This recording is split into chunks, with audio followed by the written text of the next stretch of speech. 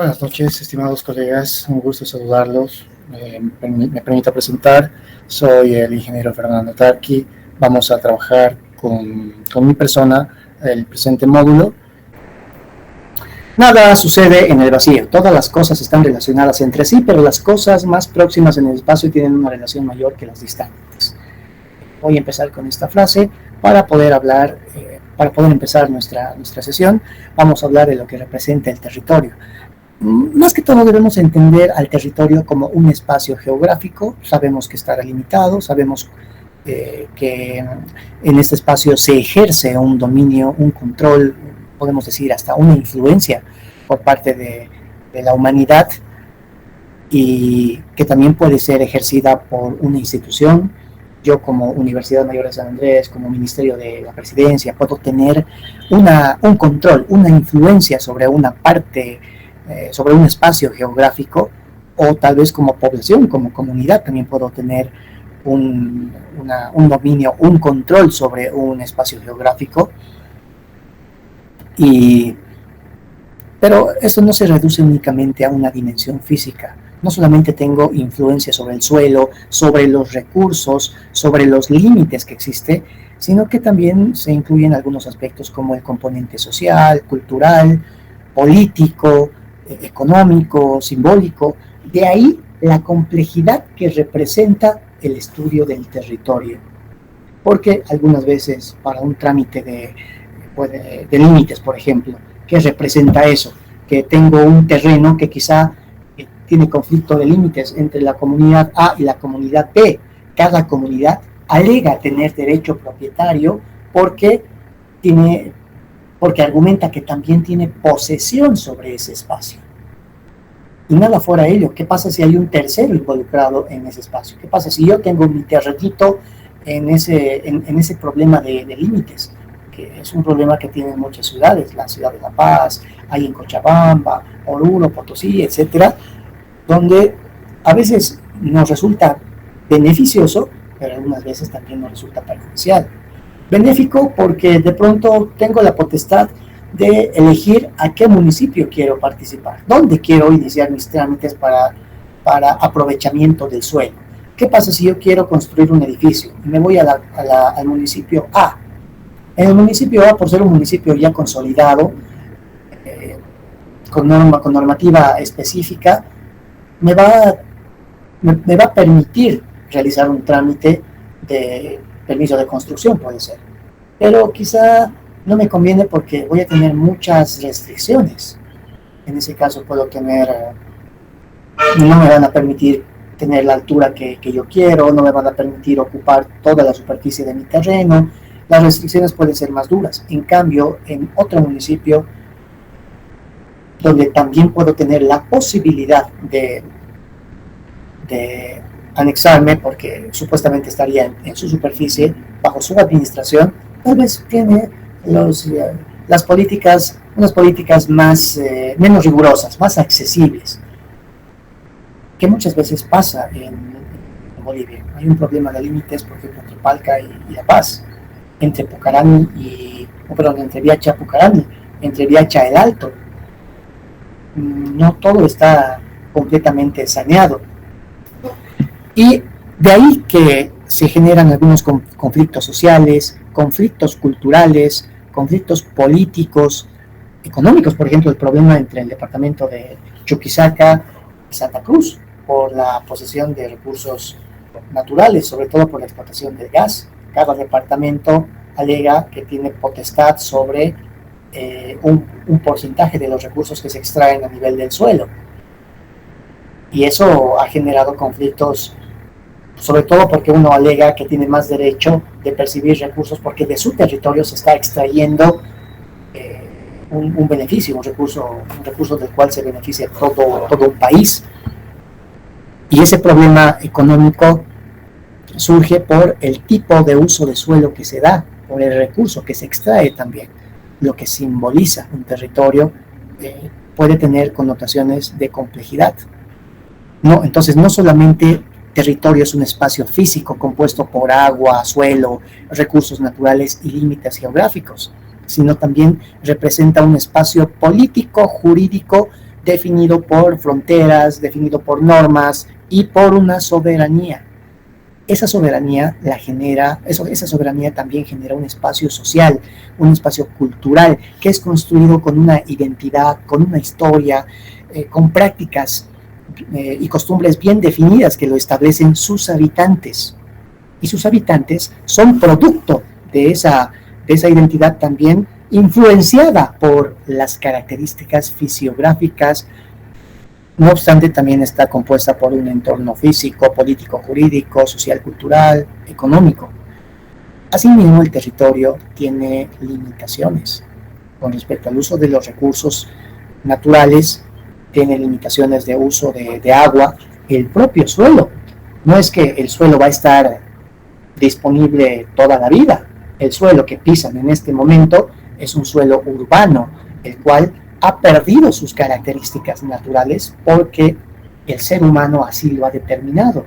En cambio, si nos vamos a un área rural, vamos a encontrar un suelo que posee características de aptitud, donde por su composición puedo plantar un tipo de producto, trigo, papa, hortalizas, legumbres, y ese producto no es el mismo que puedo producir en cualquier lugar. Hay una aptitud que tiene el suelo, que necesito identificar y conocer para usar coherentemente el suelo, para hacer una ocupación conforme la aptitud que tiene.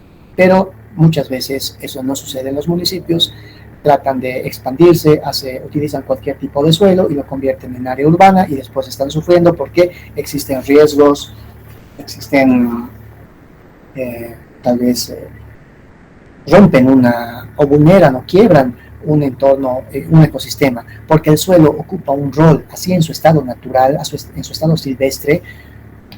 La naturaleza en su estado silvestre cumple un rol biológico.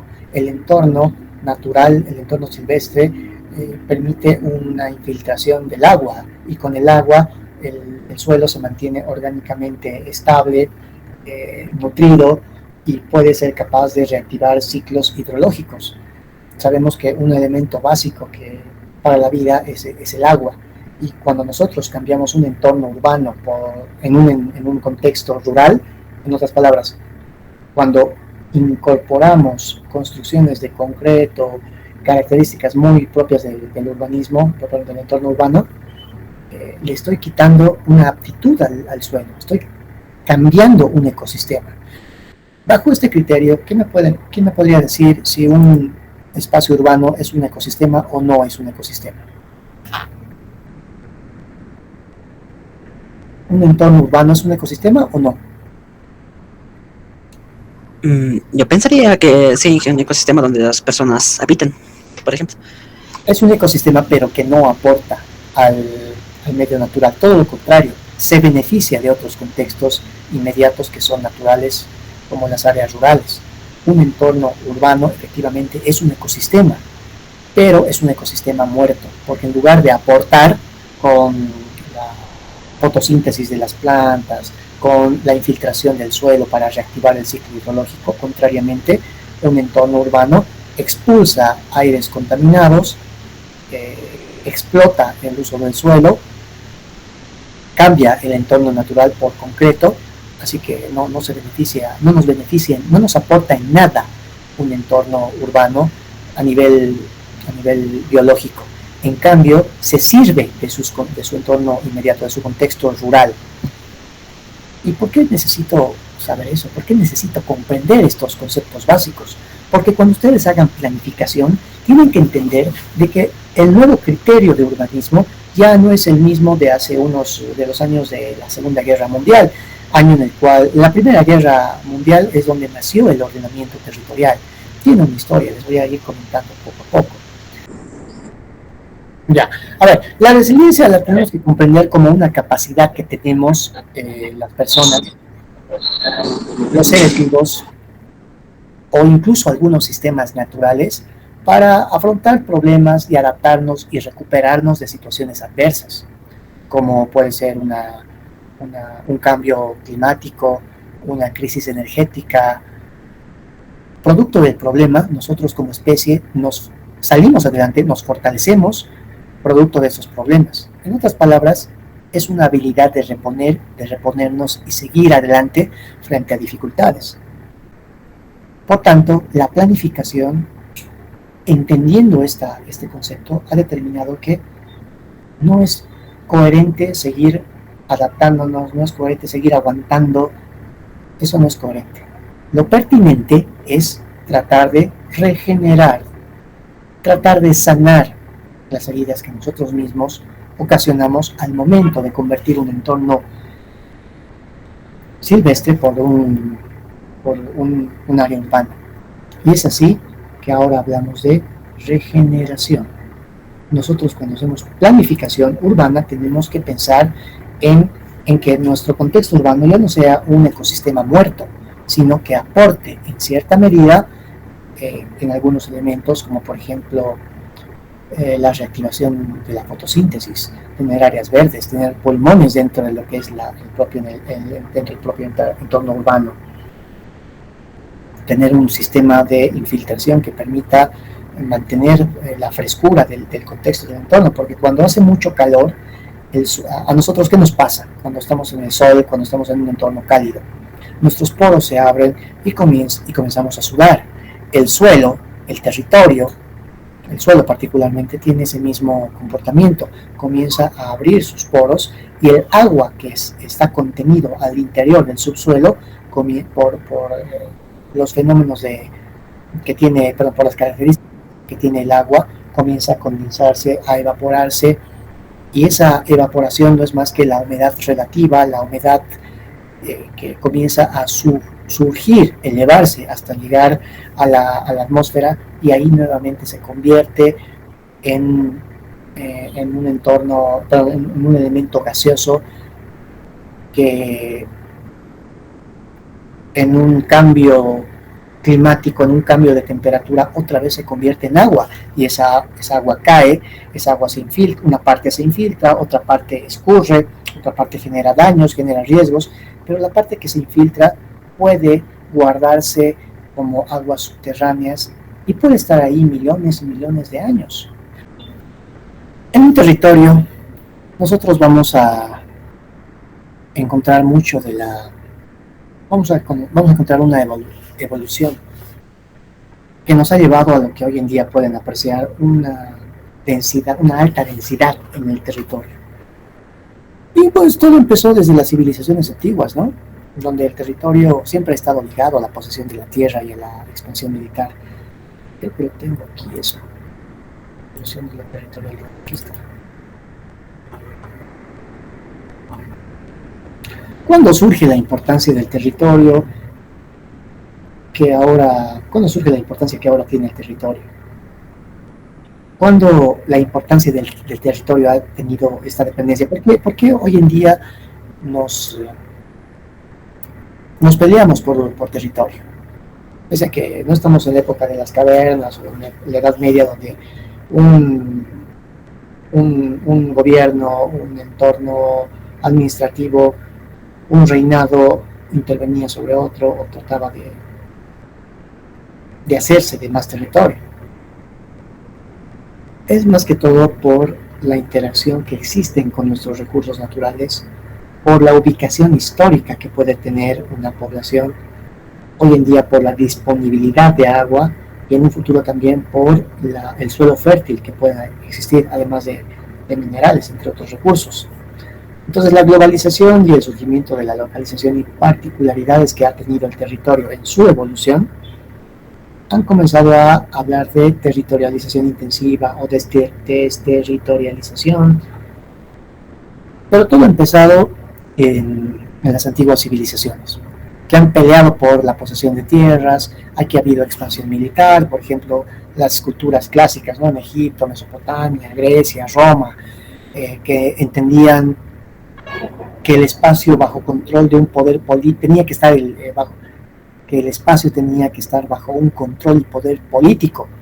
Y ya nosotros sabemos que eso ha pasado desde Grecia y Roma, donde se ha hablado de ciudad, se ha hablado de ciudad-estado o imperio, o de los romanos, que han ido conceptualizando jurídicamente a través del término territorium. que hacía más referencia a la jurisdicción que se tenía en una ciudad. En Roma es donde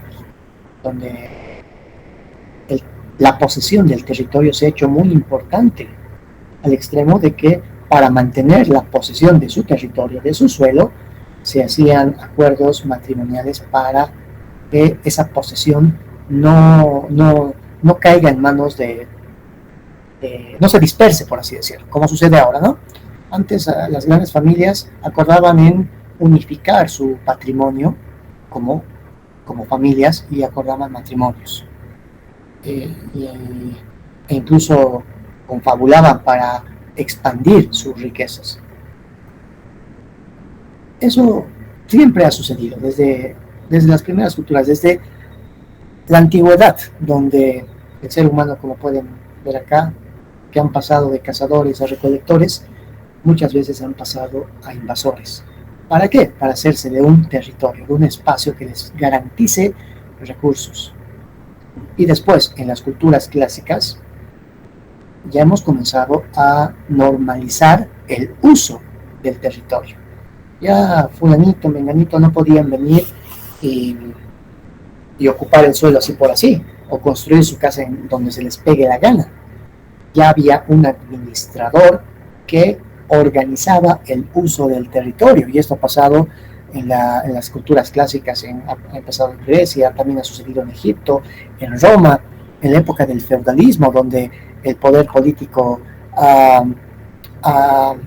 que estaba fragmentado en diferentes tipos de mini gobiernos, en reinos pequeños, en señorías, en feudos, esa noción del territorio soberano no existía. En la Edad Media no existía ese territorio soberano. Se ha tenido que redescubrir en la época de finalizando la Edad Media, ya empezando la Edad Moderna, donde dijeron, ¿por qué tenemos este tipo de ciudades que no tienen un sistema de evacuación de aguas, un criterio de acumulación no de recursos, sino de organización? En la Edad Media el criterio de organización era la defensa, porque cada reino quería invadir al otro, y por ello se han ido dando este tipo de ciudades protegidas con murallas. Y justamente en la Edad Media, que ha sido la época gris en la historia de la humanidad, donde más que todo vivíamos esperando que no nos invadan los reinos vecinos o que no se lleven nuestros recursos, a partir del Renacimiento ha comenzado el interés por la reorganización, la redistribución del territorio. Aparte de que ya teníamos luces como el uso de algunas herramientas para delimitar la cartografía, la planificación urbana, que hasta ese entonces era un caos, porque no había un criterio de planificación, uno se ajustaba a la topografía para poder ocupar el territorio, o a la planificación de lugares estratégicos donde realizar comercio. Se han analizado los mapas, los planos territoriales de Roma, pueden ver de que el entorno urbano era caótico. Las murallas, el trazo que se tenía para las calles, y bueno, muchas de estas ciudades fueron destruidas en la Primera Guerra Mundial. Aquí ya pasando hacia lo que es la Edad Moderna, muchos se han ido conformando algunos estados-nación. Por ejemplo, en Italia, antes Italia estaba dividida en reinos, pero luego estos reinos han ido adquiriendo otros tipos de significados, como estados-nación o estados bajo soberanía exclusiva de un estado. Se han ido realizando algunos tratados, por ejemplo, un tratado importante, el de Westfalia, que ha marcado un hito al establecer una soberanía territorial como base internacional, que lamentablemente, cuando ha llegado el colonialismo, ahí en la Edad Media, pues prácticamente nos han usurpado el derecho propietario que tenían los pueblos antiguos aquí en Sudamérica y en las, vamos a llamar las colonias, que hasta ese momento no eran colonias, sino eran ciudades, no ciudades, sino eran pueblos libres. México, con los mayas, en el Alto Perú, con los incas, con otras poblaciones. Incluso estos mismos imperios antes habían usurpado el territorio a otras civilizaciones. De forma que el desarrollo del territorio ha ido de la mano, ha tenido todo un proceso y ha ido de la mano de las equivocaciones de la humanidad, que poco a poco han ido corrigiendo su actitud con respecto a la forma de ocupación y explotación del territorio. Por tanto, la Carta Magna o el Tratado de Westfalia han marcado hitos importantes en la soberanía territorial, y pues desde entonces el territorio ha dejado de ser solo propiedad de un monarca y ha pasado a ser un espacio político-jurídico del Estado-Nación. En la Edad Media, como pueden apreciar en esta estructura, se han hecho importantes aportes a la planificación territorial, no así al ordenamiento territorial. Hasta ese momento solo hablaban de planificación territorial, no de ordenamiento territorial. En la planificación territorial han encontrado algunos conceptos importantes como el crecimiento significativo de las ciudades. Han dicho, ya no podemos crecer por crecer, necesitamos tener algunos lineamientos, algunos criterios de desarrollo de planificación. Por ejemplo, necesitamos programar la construcción de una muralla, porque a nosotros todo el tiempo nos invaden. Cada vez que vamos a recoger nuestras cosechas, saben en qué épocas recogemos nuestros productos, esperan a que hagamos el trabajo y pasados unos meses nos invaden porque saben que tenemos acopiado el fruto del esfuerzo de toda la población. Entonces la planificación que tenemos que crear debe ser estratégica, en base a murallas, en base a la construcción de torres, si estudian el desarrollo urbano de la Edad Media, incluso van a encontrar algunas ciudades europeas que construían calles sin acceso, tipo laberinto, donde los invasores se perdían y desde arriba, desde las altas murallas, los liquidaban en base a flechazos o les echaban aceite hirviendo y los quemaban. Ese era el criterio de planificación para ese periodo. No había mucho concepto de sostenibilidad, sustentabilidad, no pensaban en eso. Ahí solo buscaban tener protección, fortificar sus ciudades, construir murallas, implementar normas jurídicas para planificar, por ejemplo, la provisión de recursos, el agua. Hasta la fecha sigue siendo un recurso importante, en esa época también lo era, de dónde podían extraer, de qué vertiente podían sacar el agua y podían llevarlo hasta sus pozos, sus fuentes. Cómo se dividía en el territorio. Un rey o un señor feudal que tenía varios hijos, cómo los dividía, cómo les entregaba a cada uno una posesión, o tenía que... Ahí los problemas no se arreglaban en juzgados, ahí los problemas se los arreglaba en cancha, en batallas, en guerras internas. La distribución de la tierra era valiosa, pero era desigual. Y sigue siendo desigual hoy en día, pero en esa época eran de alguna forma más operativos porque lo arreglaban todo con guerras, con batallas, con usurpación, con invasión. Pero ha dejado un legado importante que eran las normas jurídicas que han regulado el uso del suelo. Por ejemplo, en Roma, donde ya había derecho propietario, las grandes familias que se casaban o realizaban uniones matrimoniales para preservar el territorio, para preservar la propiedad, y donde el pater family o el padre de familia, que era la cabeza de familia, era el que decidía sobre la familia, era el que determinaba si la hija se casaba con cuál o cuál, o si por último se casaban entre hermanos, que era muy común, o por último hacía acuerdos familiares con otras familias y unificaban la posesión de la propiedad.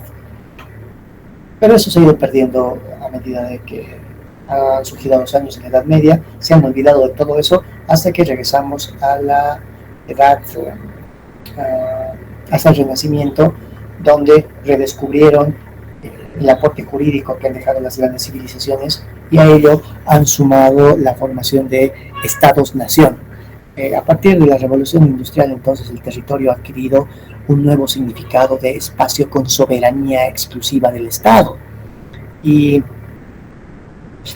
bueno, a partir de la revolución industrial, también que ha sido otro boom para el desarrollo del territorio, aquí es donde ha nacido el ordenamiento territorial, porque como había un hacinamiento, una desigualdad en la distribución del territorio y también una desigualdad social, esto es producto de la planificación urbana moderna, pero con la adopción de nuevos códigos como la zonificación, la regularización del uso del suelo, el poder determinar que un entorno urbano necesita de espacios de entretenimiento, de espacios de equipamiento, de ampliar el ancho de vía, ya no solamente para el paso de caballos, sino para la correcta conducción de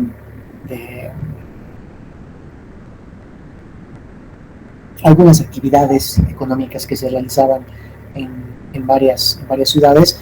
El paisaje ha ido cambiando.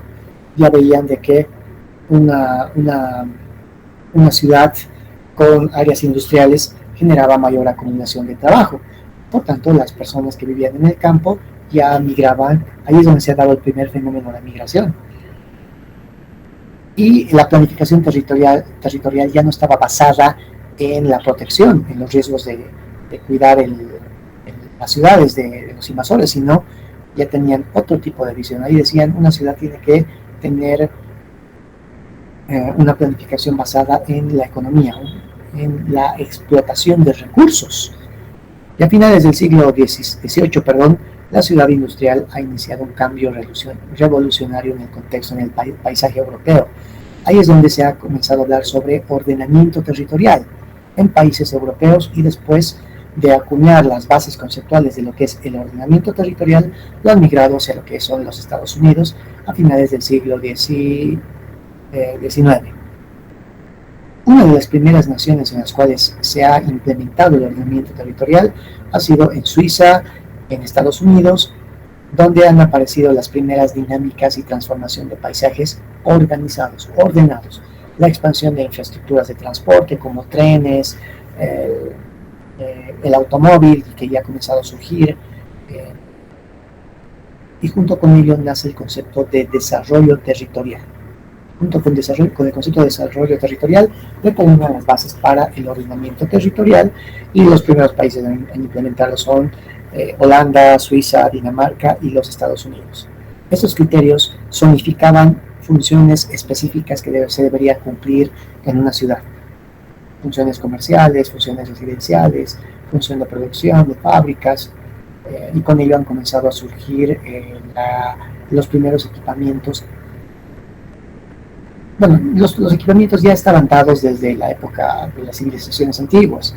No por nada tenemos balnearios públicos o mercados, pero iniciando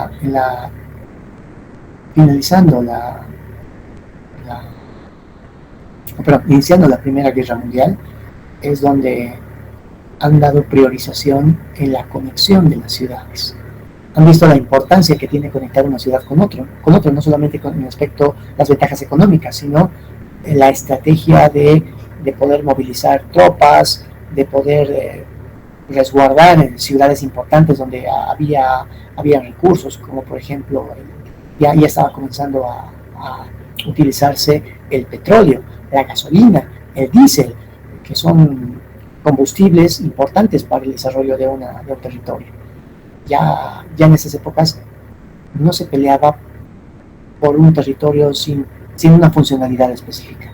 Uno ya pensaba bien a qué territorio nos interesa, desde el aspecto económico, desde el aspecto social, desde el aspecto estratégico, y se han establecido algunos estándares incluso para el desarrollo urbano y tener calidad de vida.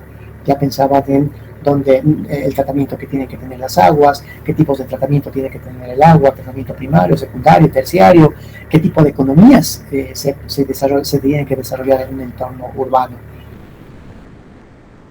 Las regulaciones de las condiciones que tenía que tener una vivienda, la normativa que tenía que tener una ciudad para expropiación, para planificación del desarrollo de infraestructura. Y pasadas las guerras mundiales, la Primera Guerra Mundial y la Segunda Guerra Mundial, ya se ha hablado sobre algunas ciencias que estudian el territorio, como por ejemplo la geografía humana. La geografía humana es una ciencia que estudia la relación de cómo el ser humano ocupa el territorio.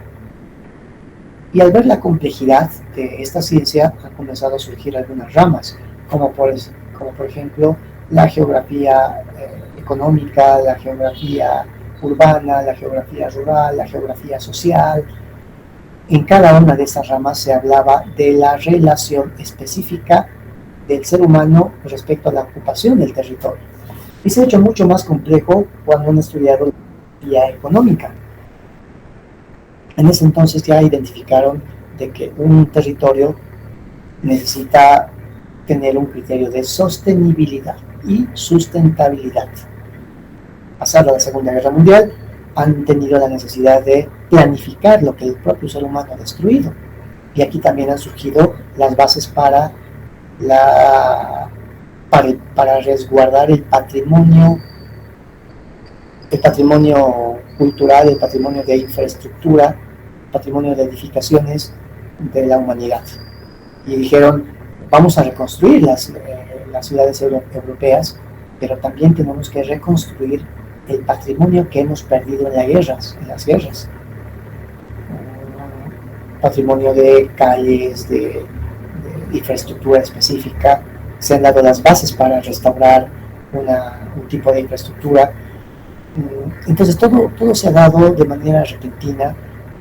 Ha sido el boom del urbanismo, porque han surgido grandes planificadores urbanistas como Le Corbusier, Mies van der Rohe, había un japonés, no me acuerdo el nombre, y otros urbanistas europeos que han sentado las bases del ordenamiento territorial y han partido de la construcción y reurbanización de las ciudades. Se ha hecho un énfasis en la importancia de la planificación regional. Ya se hablaban de, ¿cómo se llama este concepto?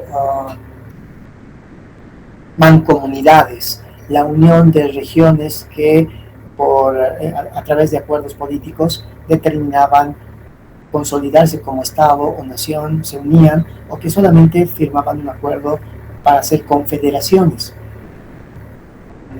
Una confederación representa de que yo hago una especie de convenio con otro territorio, con otra administración territorial, para colaborarnos. A partir de la fecha ya no somos dos, ahora somos uno solo, pero mantenemos nuestra independencia. Entonces, tomando en cuenta de que a partir de la Segunda Guerra Mundial ya hablaron sobre región, ya hablaron sobre confederaciones, también han hablado de conectividad. Ya no solamente hablaban de ciudades, ya hablaban de metrópolis. Después de metrópolis ya han hablado de megápolis, y así sucesivamente. El contexto en el cual se ha ido desarrollando el urbanismo ha tenido diferentes tipos de escalas que han sido objeto de una subanálisis a través del ordenamiento territorial, buscando el desarrollo sostenible, buscando la sostenibilidad, buscando el manejo de redes territoriales, de redes de comunicación, porque hoy en día nos hablan en el país, incluso nos dicen Cochabamba, la metrópoli cochabambina, la metrópoli paseña, cuando en realidad no tenemos ni siquiera las bases para considerarnos como una metrópoli. Toda una ciudad, todo lo que consideran metrópoli no es más que un barrio. A partir de la Segunda Guerra Mundial ya se ha hecho más complejo todavía, porque ya se han implementado nociones de patrimonio, de restauración. No solamente eso, la descentralización. Ya decían, si vamos a volver a construir las ciudades, que ya no sea lo mismo, que ya no tengamos que estar dependiendo del Estado central, de la ciudad capital, para repartir recursos. Y nos ha pasado incluso hasta a nivel Bolivia. Hasta antes del gobierno de Sánchez de Lozada, no se hablaba de lo que es la participación popular. Todos los recursos pasaban por el Estado, por los ministerios. Un municipio, para comprarse una pizarra, para comprarse un escritorio, tenía que hacer sus gestiones ante el gobierno central. Y la burocracia que existía, si yo gestionaba la compra de escritorios en esa época, el trámite tardaba un año, De ahí que al siguiente año de gestión del alcalde recién podía gastar los recursos que había solicitado a la administración del Estado centralizado. Este mismo problema que lo vivimos a nivel país también lo vivieron mucho antes en las ciudades europeas. De ahí que determinaron que mediante la planificación urbana y en el ordenamiento territorial tendría que promoverse lo que es la, la, la descentralización.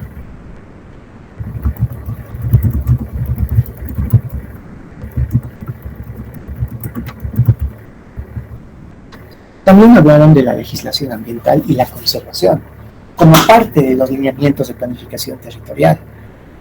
Y es en esta etapa donde han comenzado a hablar de los tipos de planificación territorial que puedan darse. Planificación nacional, planificación regional, planificación urbana, planificación rural o comunitaria, planificación local. De forma que dijeron, ya está bien, vamos a planificar el territorio, pero ¿cómo los vamos a vincular si somos país? ¿Cómo vamos a planificar? ¿Quién se va a encargar de planificar? ¿El Estado central? ¿El Estado o la provincia? ¿El municipio? ¿El barrio? ¿Cómo vinculamos toda esa planificación?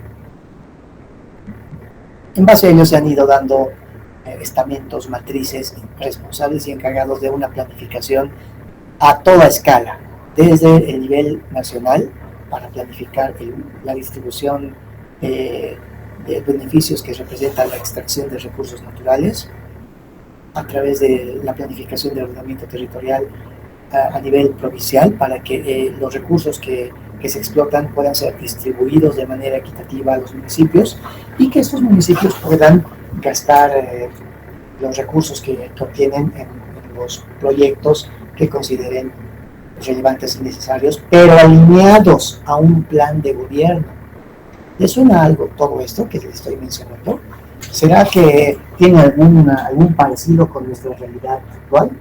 Les había comentado de que antes del gobierno de Sánchez de Lozada, que en su plan de gobierno determinó la descentralización a través del plan de todos, ¿se acuerdan?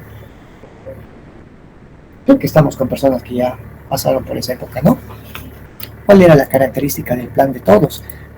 Nos decían, vamos a descentralizar los recursos económicos que ingresan al Estado con todos los municipios, y estos municipios van a poder gastar esos recursos en lo que consideren pertinente, pero alineados al plan de gobierno central.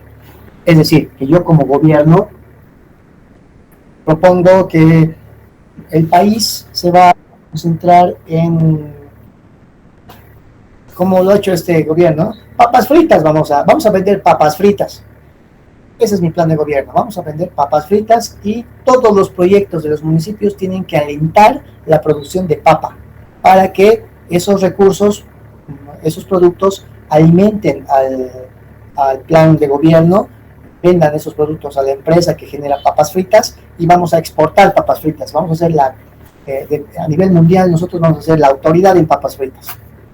Supuestamente en eso consistía, en tener un lineamiento de gobierno al cual los municipios tenían que alinearse. Pero ha tenido sus transformaciones, ya va a tocar hablar sobre nuestra realidad nacional, la evolución que hemos tenido como Estado respecto al uso del territorio. Ahorita estamos hablando a nivel deductivo, a nivel general. De lo general vamos a entrar a lo particular después. Junto con esos lineamientos,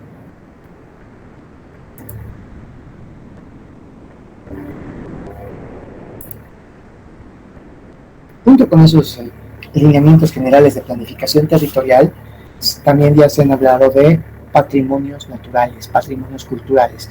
¿Qué espacios tenemos que proteger que le pertenecen al Estado, a la nación o tal vez al gobierno local? ¿Cuántas áreas patrimoniales tenemos naturales? ¿Cuántas áreas patrimoniales tenemos como Bolivia? ¿Quién sabe?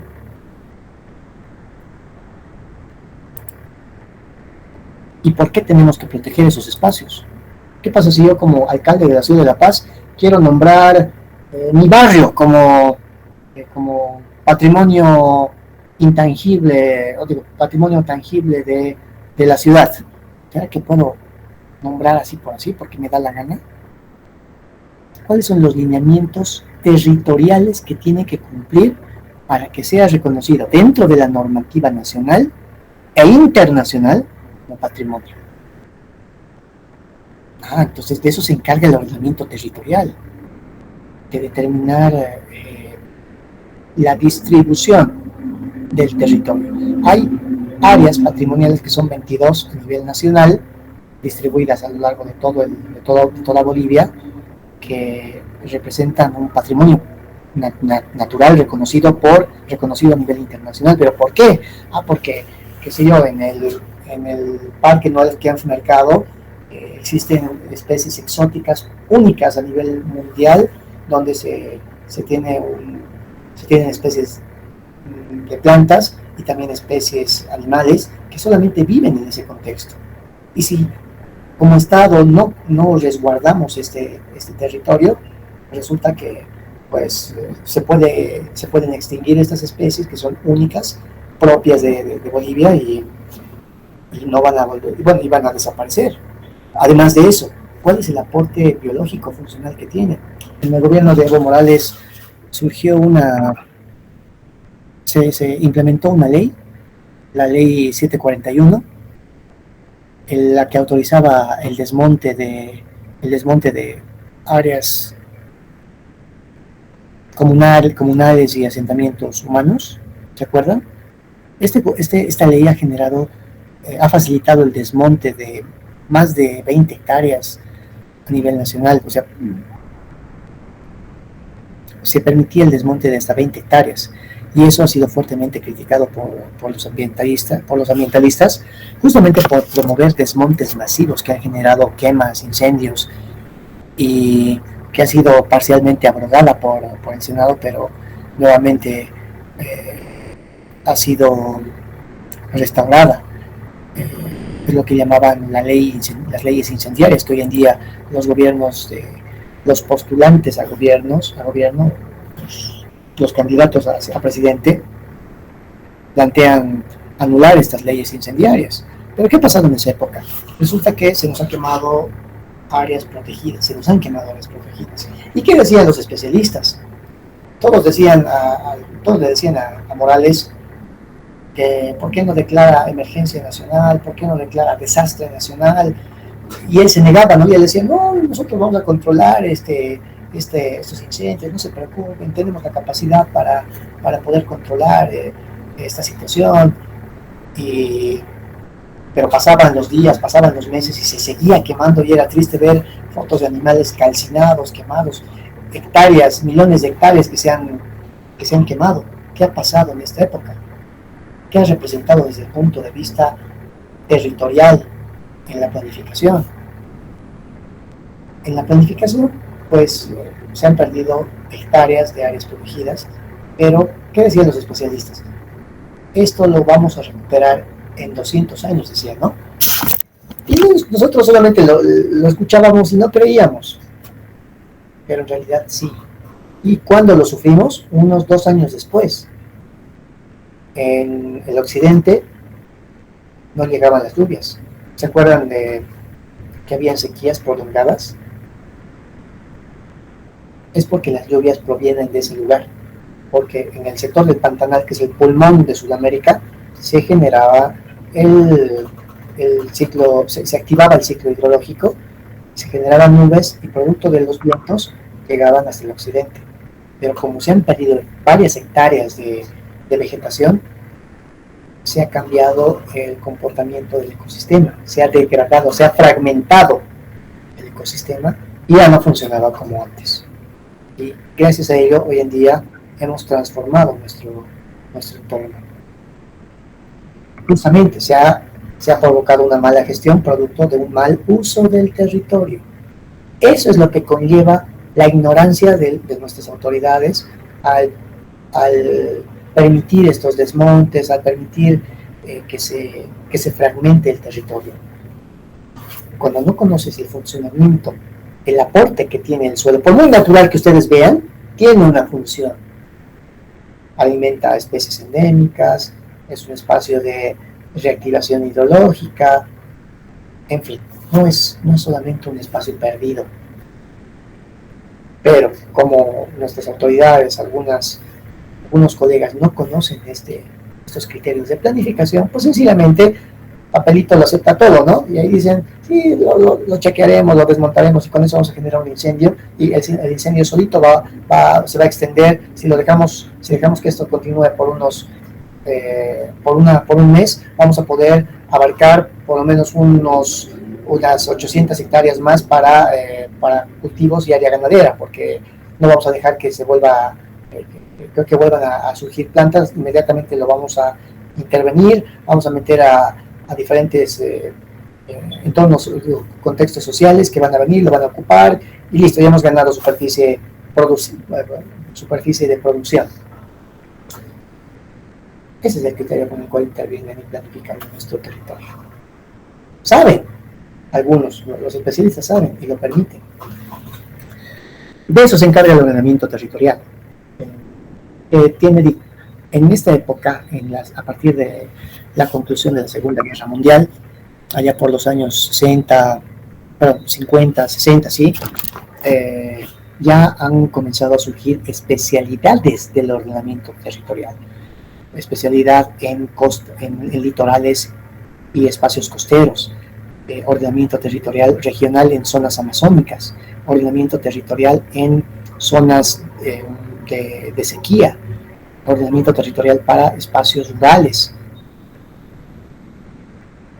Por tanto, en el siglo XX ya se tenían unas bases más sólidas de lo que es la planificación regional y ambiental, porque además los activistas salían y protestaban, y eso generaba un ambiente de controversia, de polémica, que a nivel de Estado, los estados responsables pues, se encargaban de tomarlo como un aporte para mejorar las estrategias de planificación territorial, uso de recursos. Aquí ya se hablaba de sustentabilidad, ni siquiera de sostenibilidad, sustentabilidad. Ya no se hablaba de ocupar el territorio por solamente ocuparlo, por solamente generar espacios urbanos, sino también ya se comenzaba a hablar de una ocupación del territorio en base a la aptitud del suelo. ¿Para qué voy a construir una ciudad en un espacio comercial si eso me va a limitar, si eso me va a destruir un ecosistema? Y se identificaban qué especies en específico iban a desaparecer. Con esos riesgos ya se desistía el intervenir en esas áreas y todo lo contrario, en lugar de intervenir en ellas, se les declaraba como áreas de protección natural. En la época, allá por el inicio del siglo XX, la tecnología también nos ha colaborado con la implementación de satélites, con la implementación de sistemas de posicionamiento global, sistemas de información geográfica, que no es lo mismo, sistemas de teledetección, sistemas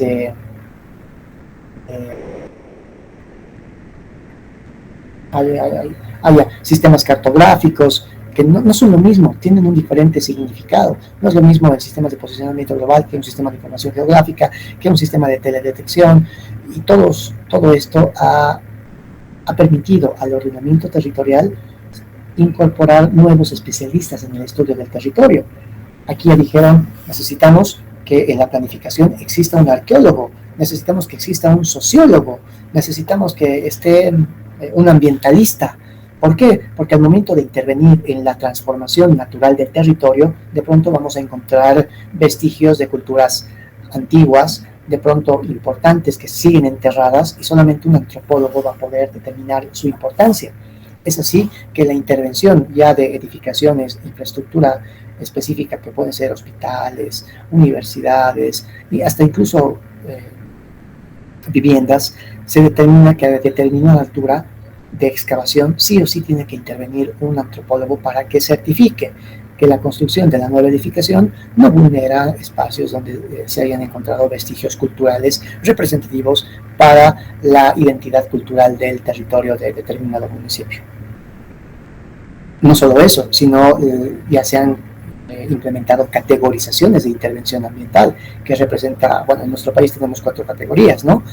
Donde la categoría 4 implica que no existe un riesgo ambiental, pero si llega a ser una categoría 3, implica que tengo que hacer un estudio técnico, entregar un formulario PM PASA, involucra que anualmente tengo que realizar estudios de laboratorio, anexos a un informe, firmados por un especialista ambiental que tenga un RENCA, y eso representa una inversión. Por lo menos de cada 6 meses tengo que invertir entre unos 7.000 a 10.000 bolivianos, si es que voy a construir una edificación, y todo eso está ya en la normativa, por lo menos a nivel país, a nivel nacional, ya está.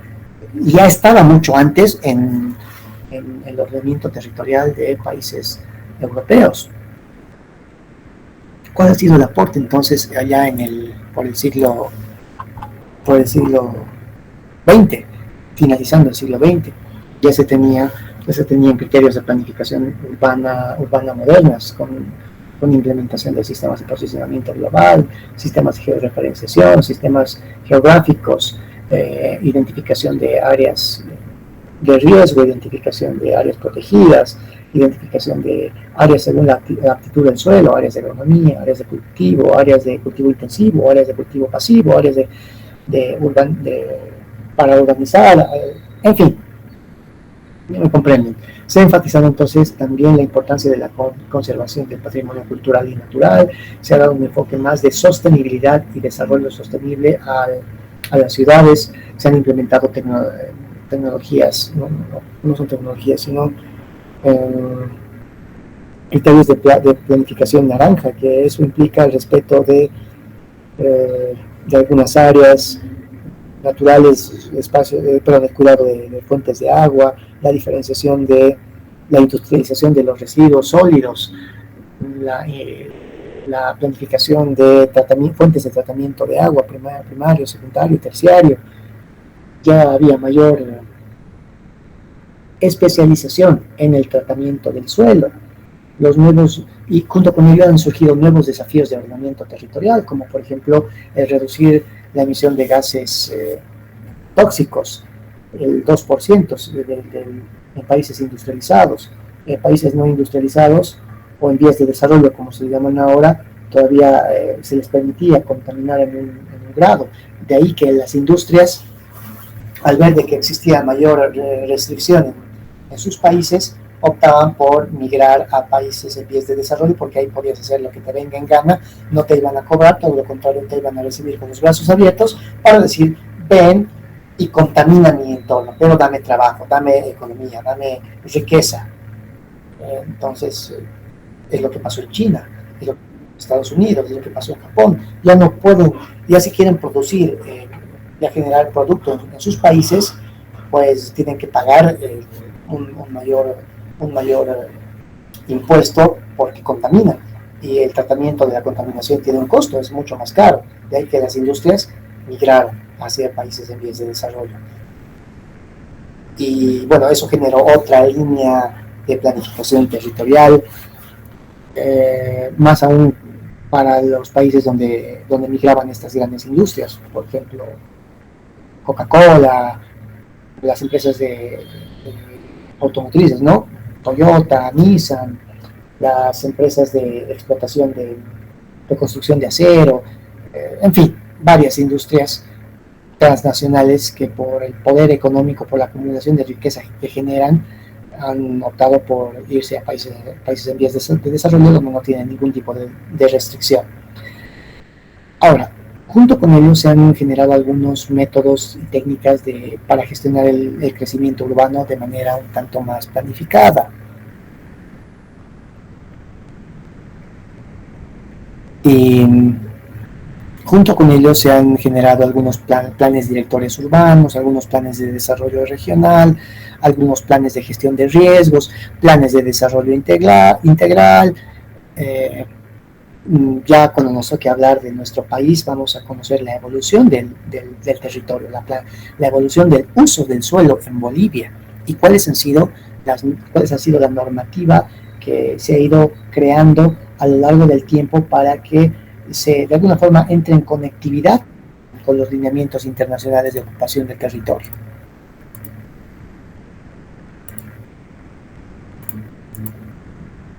¿Qué más? Se han hecho, bueno, aquí es en esta época es donde se han dado algunas reformas administrativas y legales del territorio buscando el equilibrio. Las ideologías políticas, las estrategias que existían sobre el ordenamiento territorial se han especializado en políticas de acuerdo a la sostenibilidad de recursos. Algunos se han especializado en evitar la desigualdad socioespacial, sobre todo en países ya desarrollados, donde veían de que el pobre, pues, para la estructura política tenía que seguir siendo pobre para mantener para mantener el sistema vigente y en funcionamiento por el periodo de gestión del gobierno de turno. De forma que los lineamientos de planificación no coincidían con estas políticas de explotación, con estas políticas económicas, vamos a llamar así, y han generado criterios de planificación para evitar esta desigualdad, cubrir estas necesidades, y ahí se ha hablado de gobernanza participativa, donde se ha establecido de que aquellos que generan la administración territorial necesitan determinar lineamientos normativos que le permitan a la población, por muy lineamiento político que se tenga, tener acceso y derecho a la vivienda, tener acceso al agua, tener una vida digna. Y aquí, en esta época, es donde se ha hablado del vivir bien. El vivir bien, que es una política que han copiado los del gobierno de Morales, que proviene de políticas europeas. Bueno, no quiero hacer mucho énfasis en esto, lo vamos a ver cuando nos toque hablar de nuestro país, pero ha sido una copia cínica de otros planes de gobierno que se han dado, de otros planes de desarrollo territorial que se han dado en Europa, que han buscado una forma de que la distribución del territorio no sea tan desigual, de buscar un crecimiento urbano, si bien acelerado, en base a normativas de calidad de vida, salvando los desafíos ambientales que ya se habían dado producto del Acuerdo de París para reducir el 2% de contaminación y reducir los efectos del calentamiento global, que hoy en día siguen siendo parte de los retos del nuevo milenio. Ahora, aquí es donde ya se han hablado de reformas agrarias. La reforma agraria, que es un problema que han tenido todos los países en su debido momento. Este problema ha surgido sobre todo en México. Los mexicanos son de armas tomar, y así como los franceses en la época en la Revolución Francesa, se han cansado de sus monarcas, han dicho hasta aquí llegaron, nosotros ya no queremos aguantar una élite aristocrática que se gasta nuestros recursos, que nos cobra y para colmo nos administra mal. En México sucedió lo mismo. Dijeron, ya estamos cansados de que vengan y se aprovechen de nuestro territorio, de que nos roben nuestros espacios, nuestro territorio que desde las primeras culturas locales, desde las primeras civilizaciones mesoamericanas son de nosotros. Y vienen gobiernos de turno que nos siguen quitando, que no nos reconocen el derecho a la tierra.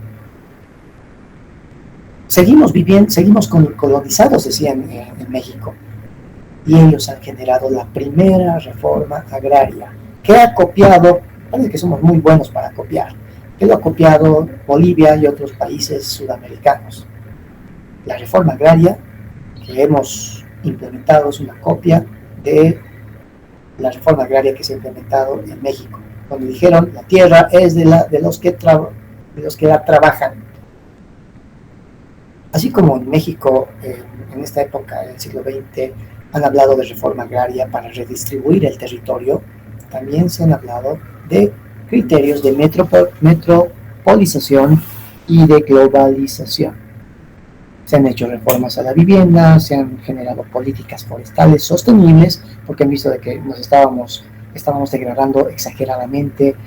Se han dado políticas de conservación del agua también, políticas de manejo de energías renovables a mediados del siglo XX, porque contaminábamos mucho, habían problemas de desigualdad excesiva, la riqueza no se distribuía coherentemente, y se han generado políticas de conservación de biodiversidad porque venían inversionistas extranjeros, como los chinos que vienen y comienzan a degradar todo, se comen todo lo que se mueve esa gente. Bueno, no quiero comentar más al respecto, pero producto de esta migración del capital, en el siglo XX se han comenzado a generar en países en desarrollo políticas de conservación de biodiversidad y políticas de manejo de recursos naturales. Ha sido una época importante porque aquí hablamos sobre lineamientos de zonificación del suelo, planificación estratégica, planes reguladores, participación ciudadana, sistemas de información, uso de sistemas de información geográfica, fotogrametría y códigos de construcción, leyes ambientales, ordenanzas municipales, políticas sectoriales. Todo eso ha nacido en el siglo XX.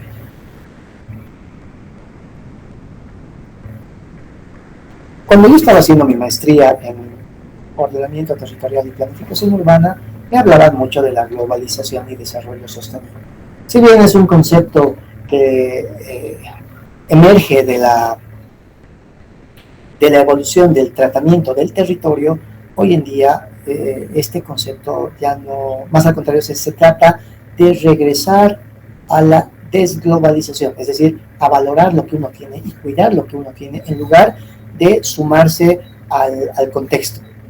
Es como si yo dijera, tengo espacios que preservar, tengo territorio que necesito cuidar y me voy a estar preocupando de pronto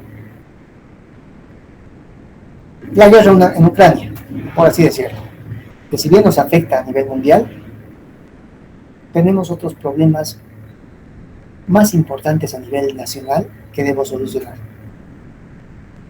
Así que el tema de la globalización hoy en día está en discusión, bajo los nuevos conceptos y criterios de desarrollo, de uso del territorio. ¿Por qué debo preocuparme del contexto global cuando puedo aportar dándole solución a los problemas locales o a los problemas nacionales? Sería empezar con la solución desde la casa y no al contrario, que se solucione un problema global para que después se solucione un problema local. Es cierto, necesitamos trabajar a nivel global, pero siempre empezamos por nuestro territorio. Y para ello se generan tecnologías y participación ciudadana. Nosotros necesitamos, ustedes como nuevos planificadores, necesitan manejar la tecnología, necesitan manejar programas como el ERDAS, como el ARGIS, el QGIS.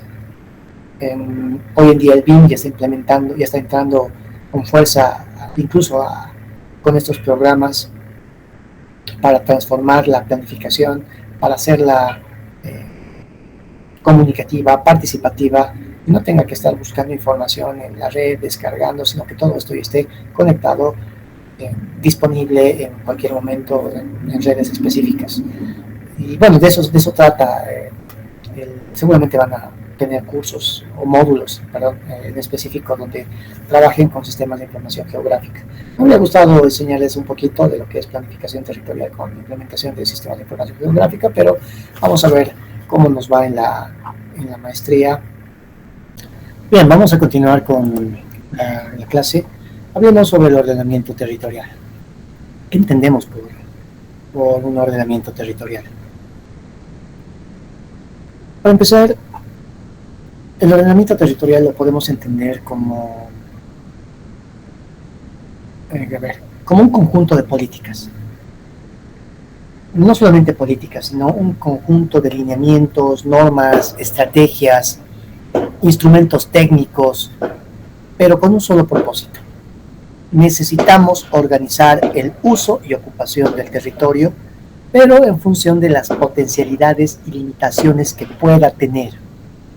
En ese propósito, vamos a procurar buscar equilibrio, sostenibilidad y equitatividad en la distribución del territorio. Como verán, es un tanto integral, es holístico. Un ordenamiento territorial es un conjunto de políticas, lo podemos ver así.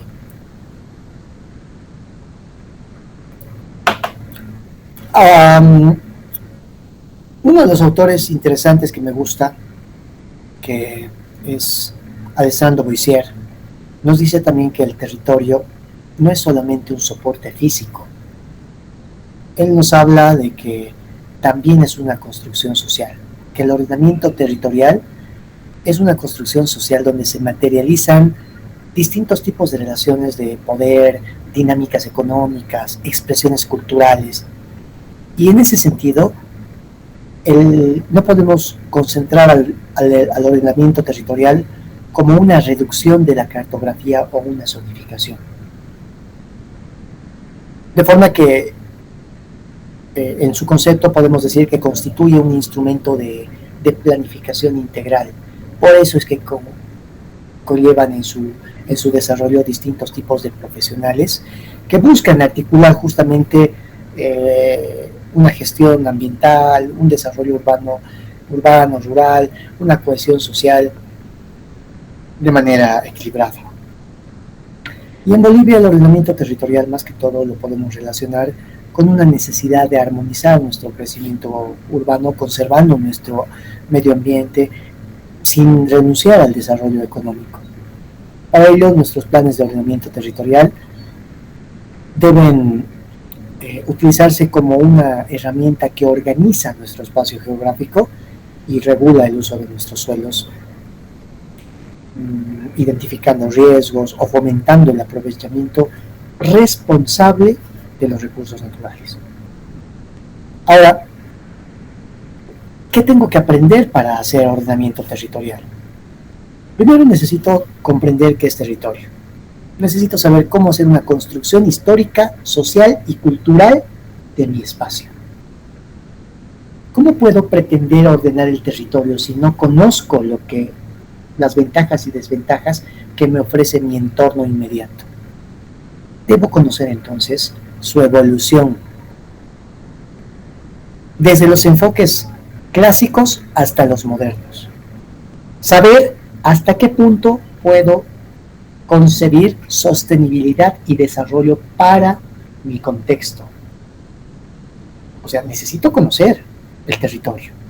Aquel que no conoce su territorio, sencillamente no va a comprender una construcción equilibrada de uso del suelo. Milton Santos, que es otro autor interesante, nos decía que aquel territorio que es utilizado como espacio geográfico debe conjugar distintas acciones humanas y naturales. El ordenamiento territorial no es solo para el ser humano. El ordenamiento territorial es el equilibrio de todos los seres vivos. Es un equilibrio donde se conjugan las acciones de los animales, la acción de las plantas y la acción del ser humano. Lamentablemente debo generar una cultura de ordenamiento territorial para que todos sepan el aporte y el valor que tiene la planificación que estoy realizando, que estoy desarrollando.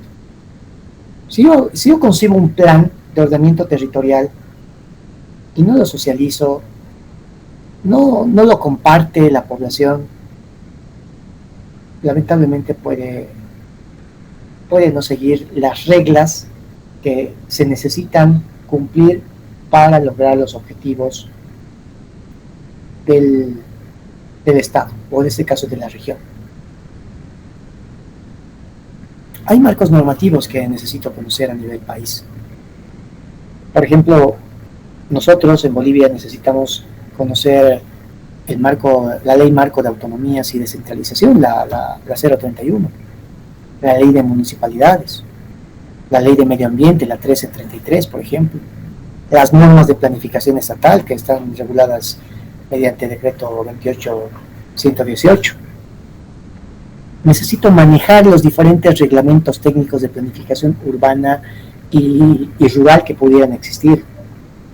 O sea, es harto, ¿no? No es poca cosa lo que les estoy diciendo.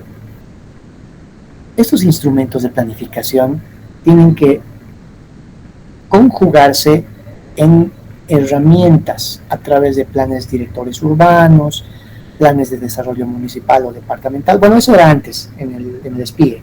Como les dije, cuando hablemos de Bolivia, vamos a conocer puntualmente cuál era la normativa antigua que se seguía para el ordenamiento territorial y cuál es la normativa actual que tenemos para ejecutar la planificación y ocupación del suelo.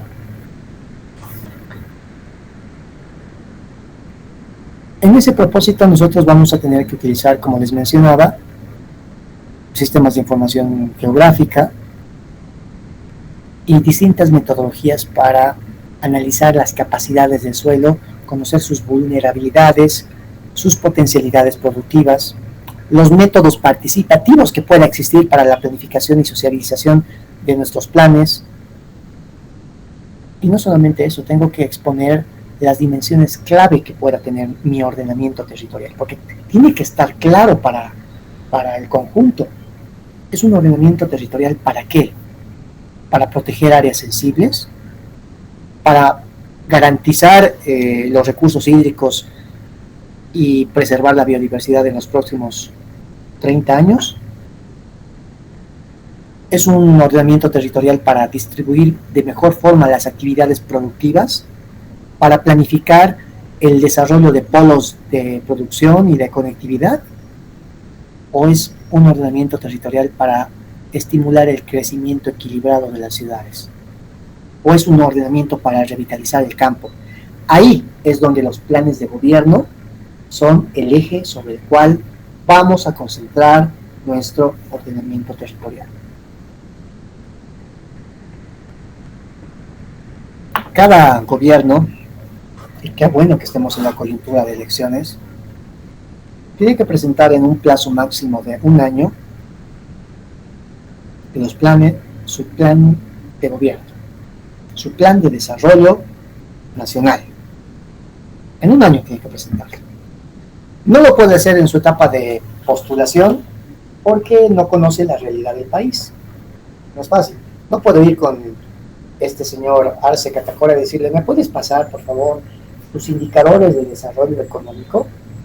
Y en un flash me copias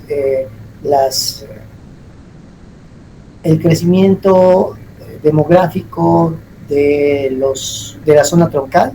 También necesito que me facilites los problemas de plano de riesgos, necesito el crecimiento PIB,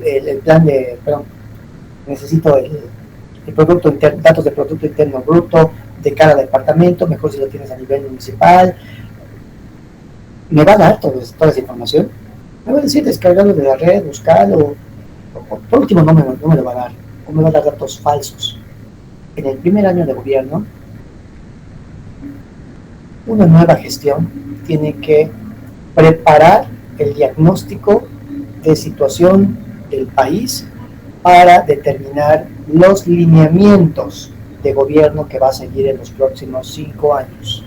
En ese contenido de ordenamiento territorial, en esos lineamientos, sin duda hay dimensiones clave y también hay tendencias internacionales. No es que yo, como gobierno, como soy un candidato que te promete el cielo y las estrellas para llegar al gobierno, me olvido de los lineamientos internacionales. No puede ser tampoco así. Pero así es como trabajan nuestros gobernantes. A ver, pregúntenle, ¿a qué política internacional te vas a alinear con tu plan de gobierno? ¿Y a qué políticas internacionales estás apuntando trabajar con nuestro nuevo plan de ordenamiento territorial nacional? Ahora, ¿por qué tengo que ordenar el territorio? Creo que la pregunta está clara, ¿no? Para distribuir de manera adecuada las actividades productivas que tiene el país, y con los recursos generar la infraestructura que potencie esas mismas actividades productivas.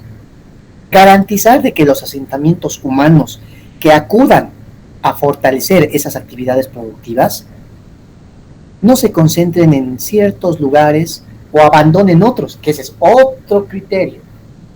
O sea, voy a generar el escenario para potenciar el sureste del país, pero con ello estoy generando el abandono de otros territorios. Ahí es donde se genera el concepto de desterritorialización. Territorialidad consiste en ocupar un territorio. Desterritorialización consiste en abandonar un territorio y renunciar incluso a las costumbres, a los valores del territorio donde me encuentro. Un ejemplo. ¿Les gusta Halloween? Ese es un resultado de la globalización. Pero el momento en el cual mis hijos prefieren irse disfrazados de momia a la zona sur y a celebrar fiestas de Halloween, en lugar de ayudarme a hacer pancito por el día de Todos Santos, ahí hay una desvalorización, una desterritorialización, una renuncia o un cambio de una cultura por una extranjera. La desterritorialización también se da cuando yo, como planificador, estimulo el desarrollo de una región en desmedro de otra. Y como política de Estado debo tratar de corregir, estas desigualdades espaciales y más al contrario promover una cohesión territorial. Si acaso alguno de ustedes conoce a los candidatos, pues díganles, lo que tenemos que buscar en el nuevo gobierno es promover una cohesión territorial. Y bueno, como Bolivia tiene una gran diversidad ecológica, necesitamos proteger el medio ambiente y los recursos naturales. Y de alguna forma contener esa alta vulneración que tiene nuestra deforestación, la minería descontrolada, por ejemplo, la expansión agrícola, los incendios forestales que se dan cada agosto. Es una pena. Y finalmente, para garantizar la justicia social, por último, ¿no? Para hacer espacios más equitativos, servicios básicos para todos, infraestructura, salud, educación. Bueno, parecería que estoy candidateando, pero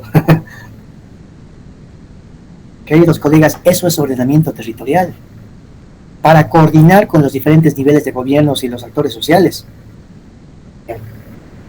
¿Y qué necesito saber para eso? Primero, lean la Constitución Política del Estado, lean la Ley del Medio Ambiente, lean la Ley de Municipalidades, la Ley de la Madre Tierra, otra importante ley que tienen que conocer, el Decreto Supremo 28118 también.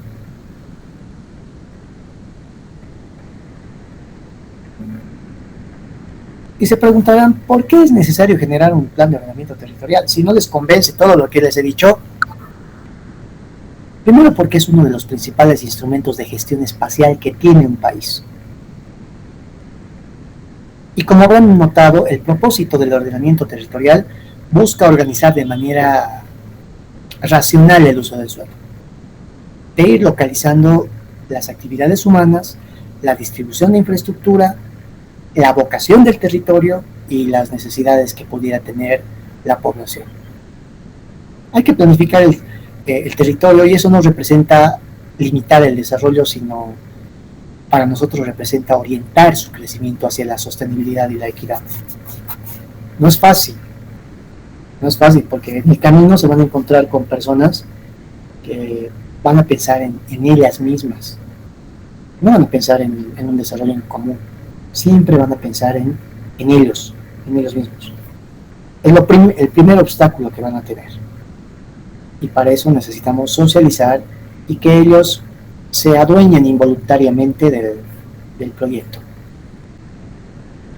Y como les había respondido anteriormente, necesitamos trabajar un plan de gobierno con un ordenamiento territorial, porque primero necesitamos ordenar el crecimiento urbano y rural desordenado que tenemos en toda Bolivia, para hacer un buen uso de nuestros recursos naturales. Hoy en día tenemos la presión de abuso de litio. Antes teníamos una presión del uso del gas, antes de eso teníamos una presión del uso del estaño, antes de eso teníamos la presión de uso y explotación de la plata, antes de eso teníamos la explotación del oro. Y siempre nos ha ido mal, porque no sabemos planificar. Es necesario que articulemos entonces todos estos criterios, y si acaso tienen un criterio económico, porque muchos, por la situación que vive el país, buscan soluciones económicas, pues un ordenamiento territorial me colabora en articular inversiones públicas y privadas. Sin un plan, todos los proyectos en salud, educación, infraestructura o transporte se van a ejecutar de manera dispersa. ¿Qué es lo que se ha hecho hasta el momento? Todos los proyectos se han generado de forma dispersa. En cambio, con un ordenamiento territorial, invertimos tal vez poco, pero optimizamos esos recursos y garantizamos que la inversión tenga un mayor impacto territorial y de pronto más equilibrado. Por eso hacemos ordenamiento territorial. Aparte de que realizar un ordenamiento territorial es una obligación.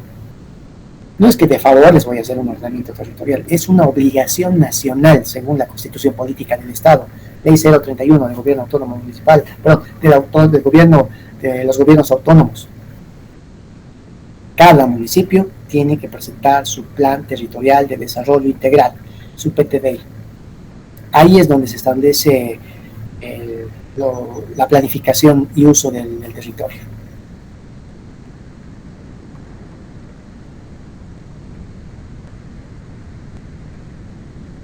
Y bueno, aquí tenemos algunos conceptos de ordenamiento territorial que nos dice que se encarga de planear los usos adecuados de un determinado espacio, planificar el uso de recursos naturales, el aprovechamiento de espacios, la organización de actividades económicas. Un ordenamiento territorial tiene que ser integral, holístico, democrático, flexible, prospectivo, participativo, interinstitucional, interdisciplinario, ligado con paisajes, industrias, cultura, manejo y conocimiento de los recursos fisiográficos, hídricos, que presentan nuestros diferentes contextos territoriales. Y las potencialidades que me puede generar, por ejemplo, un ordenamiento territorial. Primero me va a mejorar la calidad de vida. Con seguridad, de unos más que otros, pero la idea es que sea equilibrado. Me va a garantizar el acceso a servicios básicos, a una vivienda, a equipamientos urbanos, por ejemplo. Siempre va a buscar evitar esa desigualdad territorial que existe entre las áreas rurales y urbanas. Si fuera gobierno, pues sencillamente me concentraría en las áreas rurales. Ese es el futuro, no las áreas urbanas. Las áreas rurales son el núcleo de desarrollo que hay que reconocer y respetar y planificar con los pueblos indígenas, con las comunidades originarias, etc. Y en ese plan promover el uso sostenible de nuestros suelos, de nuestros bosques, de nuestra agua. En otras palabras, contribuir también al lineamiento internacional de adaptación al cambio climático. Esto me va a permitir ordenar todas las actividades que puedan surgir y facilitar lo que necesitamos, ¿no? La atracción de inversionistas, dar certeza de que la normativa nacional está enfocada a ejes puntuales y garantizamos el marco jurídico de que se va a materializar o se va a respetar todo eso. Pero si comenzamos con un desconocimiento de nuestra realidad, comenzamos a proponer cualquier cosa sin un eje temático, no vamos a poder cumplir con los alcances físicos territoriales que pudieran existir, los alcances ambientales. Todos nuestros alcances no van a poder cumplirse. Voy a perder dinero, lo que está pasando ahorita con las industrias, con las fábricas nacionales, que en lugar de dar recursos estamos perdiendo plata ahí, no hemos degradado gran parte de nuestros recursos, de nuestras áreas protegidas, hemos perdido recursos naturales, antes costaban más, ahora cuestan menos, hay menos espacios con accesibilidad al agua, hemos perdido gran parte de nuestras especies vegetales y de nuestra flora y fauna en los incendios. En otras palabras, no hemos seguido el libreto que nos hemos propuesto, que estaba mal hecho. Así que va a ser interesante leer cuál es su plan de desarrollo territorial que se nos va a presentar el siguiente año, y con ello hacer una evaluación y ver en qué medida se promueve el desarrollo económico y equilibrado que nos están proponiendo ahora. Y saber cómo lo van a lograr también, porque en un año de gobierno se tiene que tener todo el diagnóstico y todos los insumos para plantear la solución.